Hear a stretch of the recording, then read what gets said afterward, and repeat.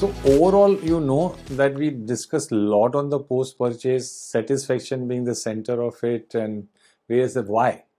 Because the concept of relationship marketing starts where the buying ends. So that's what idea is, to retain the existing customer, sell more to him. Wherein this is because the retained customer is more profitable to you. It comes from the organization's focus to build a long-term relationship which is trustworthy, and this rides over and above any other benefit that organization may be seeking. So relationship is of a paramount significance. It improves the retention index. So if you continue building this philosophy, the retention index will improve. Means the more number of customers retained by you will increase. It is a known fact that in the marketing, that acquiring a new customer is several times more costly than converting or getting a sale from the retained customers. The cost of mass advertising, cost of acquire lead generation, cost of acquiring, etc. is not there. He is there with you, and right offer will attract him.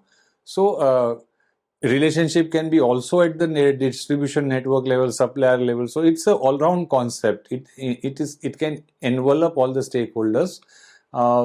It is based on essentially the quality of the product, fairness in the pricing, and servicing effectively. So these three are the foundation points, tripods you can say.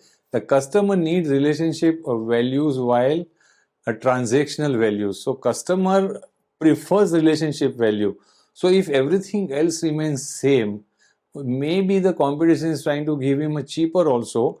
Customers beyond a point will get more towards the value than the transaction. So if you have given him a sufficient value in the past, he may not buy and mind buying little costly, but he will want to buy from you. So that's the crux of the relationship marketing.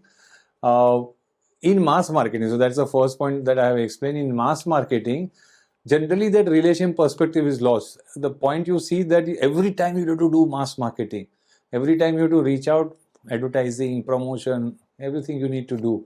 While in the relationship construct scenario, you will generate some sale from the mass marketing. You will generate also some and maybe significant sales from the relationship that you have by adopting to what you call a relationship marketing tools, direct marketing, emailing, etc., telephonic conversation, direct mailer, so to say, or very effective value-oriented offers reaching to him in right time, etc.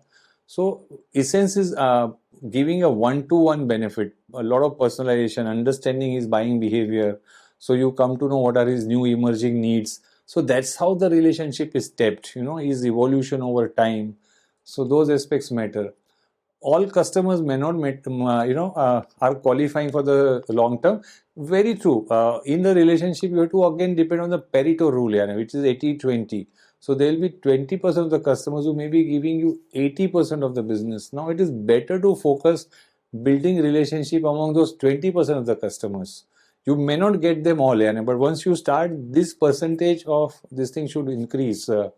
So this will become possible once you start investing in understanding what consumer actually wants. You study, you build his database, you study his purchase, you understand the trend, etc. You can foresee what may become his future needs, etc.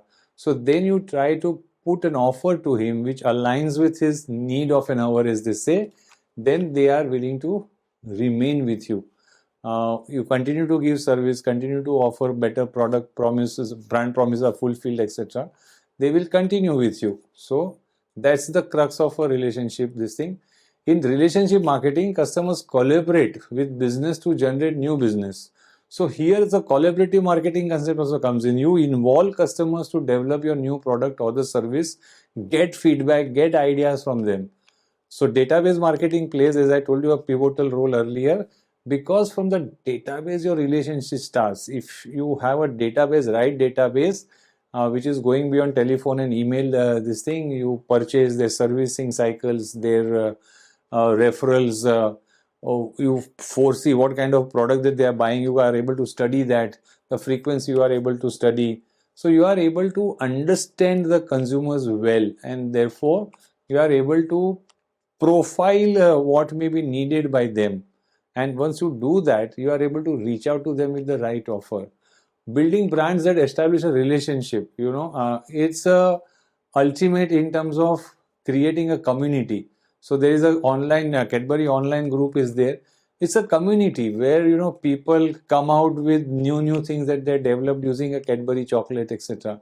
Now see that people of like-minded these things have come together. So that's a power, and when they exchange this, social this thing takes their view by wide and far. So that's how they create that spread, so to say. So I'm explaining you one concept. This is also the end of this understanding of the relationship marketing. There is a concept that we just use a line. The transaction, this thing is more than the value. So value is a relationship marketing. This gives you the difference. What is between transaction marketing and relationship marketing? In transaction marketing, emphasis is on the single sale, that particular sale. In relationship marketing, it is an emphasis on retaining and resale. Product oriented approach in transactions, you will always offer a product or a service as the case may be. In the relationship, is a customer centric approach, what your customers may need now. A transaction is short term, relation is long term. Customer service is hardly present in the transactional marketing, while regular and high end customer service is a precondition to relationship marketing. Contact is very less. You are not able to personalize, you are not knowing your customer one to one, which is not the case with relationship marketing. You have an intensive understanding of your customer, their contact details, etc. Quality is product driven. You drive the product quality. Here quality is everybody's driven, where you value the relationship, and therefore that drives your development of the quality.